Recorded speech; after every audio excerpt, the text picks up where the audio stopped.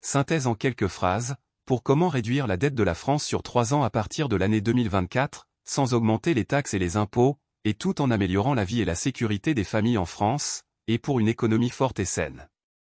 Les mesures suivantes pourraient être prises pour sortir la France de sa dette publique sans trop augmenter les taxes et les impôts, tout en améliorant la vie des familles et en supprimant les dépenses pour les émigrés hors la loi. Premièrement et impérativement, l'augmentation de la croissance économique. Investissement dans l'éducation et la formation. Investir dans l'éducation et la formation ciblée permet de former une main-d'œuvre qualifiée, qui est nécessaire pour attirer les investissements et créer des emplois. Deuxièmement et très important aussi, la réduction des charges administratives sur les petites et moyennes entreprises. Réduire les charges administratives permet aux entreprises de facto de se concentrer sur leur activité et de créer des emplois. De plus, l'amélioration de la compétitivité des entreprises, qui permettrait d'améliorer la compétitivité des entreprises, et une amélioration aux entreprises françaises de vendre leurs produits et services à l'étranger, ce qui, in fine, pourrait créer des emplois et générer une augmentation des recettes fiscales. Troisièmement, une réouverture des usines militaires. La réouverture et l'ouverture d'usines d'armement, qui n'est plus un luxe en cette période menaçante, pourrait effectivement avoir un impact positif sur la croissance économique et la création d'emplois. La production d'armement nécessite une main-d'œuvre qualifiée et spécialisée, ce qui pourrait contribuer à attirer des investissements étrangers et à créer des emplois de haute qualité. En outre, la production d'armement génère des recettes fiscales très importantes. Les entreprises d'armement paient des impôts sur leurs bénéfices, leurs salaires et leurs ventes. Ces recettes fiscales peuvent être utilisées pour financer des programmes sociaux ou des investissements publics. Quatrième, la réduction des subventions aux entreprises publiques.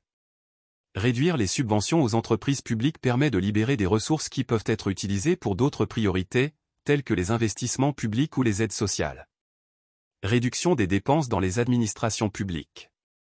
Réduire et annuler les dépenses dans les administrations publiques, telles que les avantages sociaux bien des fois excessifs et sans intérêt, et la suppression de postes de fonctionnaires inutiles, permet de libérer des grandes ressources qui peuvent être utilisées pour d'autres priorités importantes, telles que dans des ministères qui en ont énormément besoin, pour par exemple, renforcer la sécurité des citoyens, l'éducation, les cliniques et les hôpitaux. Augmentation de l'âge de la retraite. L'augmentation de l'âge à la retraite permet d'assurer les générations à venir. Suppression des dépenses pour les émigrés hors la loi et étrangers illégaux. Cinquièmement, la sécurité des Français et son coût financier. L'expulsion des émigrés hors la loi et étrangers illégaux sur le territoire français. Expulser les émigrés hors la loi et étrangers illégaux permet de réduire les dépenses sociales et de sécurité sociale qui leur sont versées, et qui représentent un fardeau financier pour la France. Et pour finir, le renforcement des contrôles aux frontières. Renforcer les contrôles aux frontières permet de réduire le nombre d'émigrés hors la loi qui entrent en France.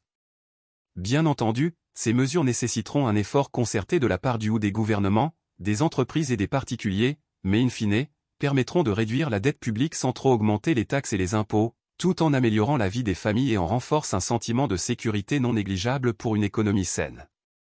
Voici quelques exemples concrets de mesures qui pourraient être prises. Augmentation de la croissance économique. Le gouvernement pourrait investir 10 milliards d'euros par an dans l'éducation et la formation. Le gouvernement pourrait créer un fonds de 7 milliards d'euros pour aider les entreprises à réduire leurs charges administratives. Le gouvernement pourrait mettre en place un plan de compétitivité pour les entreprises françaises. Réduction des dépenses publiques. Le gouvernement pourrait supprimer 8 milliards d'euros de subventions aux entreprises publiques. Le gouvernement pourrait réduire de 9% les dépenses d'avantages sociaux au fonctionnement et dans les administrations publiques. Le gouvernement pourrait augmenter l'âge de la retraite à 67 ans, tout en prenant en compte, bien évidemment, la différence de chaque corps de métier et permettant aux ouvriers de bâtiment par exemple, une retraite à 63 ans. Suppression des dépenses pour les émigrés hors la loi et étrangers illégaux, et la construction de 17 000 places de prison supplémentaires en urgence. Le gouvernement pourrait expulser 10 000 émigrés hors la loi par an. Le gouvernement pourrait renforcer les contrôles aux frontières en augmentant le nombre de douaniers et de policiers aux frontières. Bien évidemment, ces mesures sont susceptibles de générer des oppositions, notamment de la part des entreprises et des syndicats. Il est donc très important de mener à bien un dialogue avec ces acteurs économiques, afin de trouver des solutions acceptables pour tous, et cela, dans un délai de 4 mois au grand maximum. Avant de conclure cette vidéo, j'aimerais préciser que cette synthèse n'est pas une prise de position politique, mais se base uniquement sur des facteurs financiers et des données factuelles sur la situation en France en 2023 uniquement. Voilà, cela était la dernière vidéo pour l'année 2023. J'espère vous revoir en 2024, et en attendant, je vous souhaite à toutes et à tous une très bonne année 2024.